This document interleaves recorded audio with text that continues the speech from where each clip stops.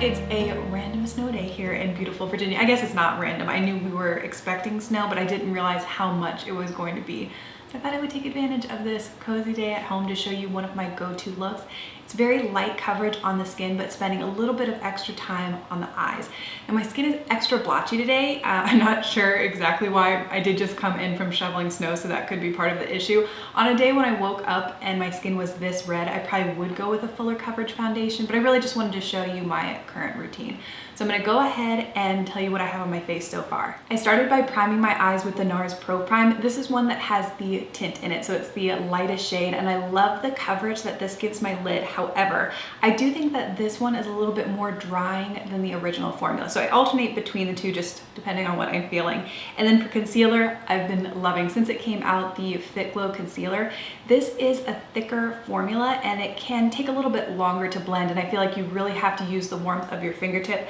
So just for ease, and since my skin has been feeling a little bit dry today, I instead used the Cover FX Power Play Concealer. So this is much more liquidy, less coverage, but I do like how easily this one blends. I set all of that with the Hourglass Veil Translucent Setting Powder. So once that was done, I went in with the powdered foundation I've been using recently. This one is from Clove & Hollow, and that was a brand I was introduced to last spring in Raleigh, North Carolina at a store called Trellis. I bought one of their lipsticks and really liked it, so this brand has been on my radar. That's something I've been wanting to focus on more in 2019 is mid-range natural beauty products.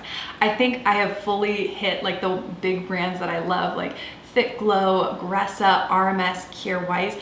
I love those brands. I think their products are amazing, but I know the price tag can be kind of shocking. And I was just having this conversation with my mom. She was on a website. She was like, "Oh, you love these lip sams." Oh my word, they're $42. So I get that some of the prices can be a little bit shocking, especially if you're not in with natural beauty and green, you're not around it all the time. So I thought if I could have some mid-range products, and I'm thinking prices like Smashbox, Tarte, Too Faced. So you want nice packaging, of course you want high performing products. So that's kind of what I'm going to be trying to work on, and I've already found a few brands that I really like, Clove & Hollow being one of them. So this powdered foundation is a light coverage. I like to apply it with a Real Techniques flat top kabuki brush, and I feel like it presses into the skin. So I press and then do slight buffing motions around my face, and then on areas I need a little bit of extra coverage, I'll just go in with an extra layer. So it's super easy to apply, and this is a great foundation to have on days where I'm just trying to get out the door quickly. For bronzer, I use my Old Faithful, the Physicians Formula Butter Bronzer, so definitely a well-loved product. A lot of today's look comes from this Charlotte Tilbury face and eye palette, and I talked about it in my best of 2018 videos, so I wanted to show it to you in action. Of course, I love the Charlotte Tilbury contour powder. It's just one of my all-time favorite products. I think it is the perfect tone. So use that, and then just a little bit of the highlighter, because I'm actually using a blush that's not in this palette, just because I've been loving it and I really wanted to show it to you guys. It's another one of those I would consider mid-range natural beauty brands. I think you pronounce it Han. It's called Han Skincare Cosmetics, and this is the all-natural pressed blush in the shade Glory, which I think is the most perfect everyday blush color. A little bit peachy, a little bit pinky, a lot glowy. So if you wanted to skip another highlighter, you could definitely just use that and still get a very lit from within glowy look. Couldn't really be bothered with my eyebrows today, so I kept things simple and used two of the Benefit Precisely My Brow pencils. I have shade 3 for the outer part of my brows and shade 1 for the inner part. So I think that is everything I've done so far. So like I said, I'm going to mostly be using the Charlotte Tilbury palette, but I want to pull one crease color from this.